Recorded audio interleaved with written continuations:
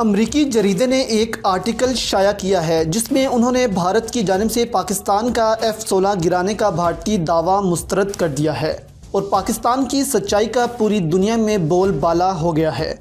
تاہم major general Asif غفور نے بھارت کے لیے زوردار پیغام جاری کیا ہے۔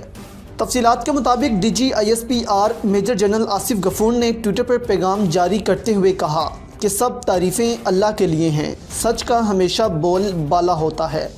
اب وقت آ گیا ہے کہ بھارت اپنے جھوٹے دعووں کے بارے میں سچ بولے،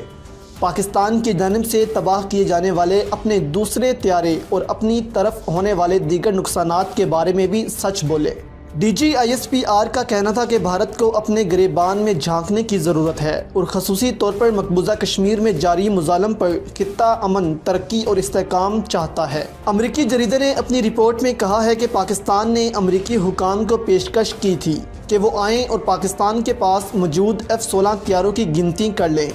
تاہم گنتی کے دوران پاکستان کے پاس تمام F-16 طیارے موجود ہیں، جس سے بھارت کا جھوٹ بے نقاب ہو گیا ہے۔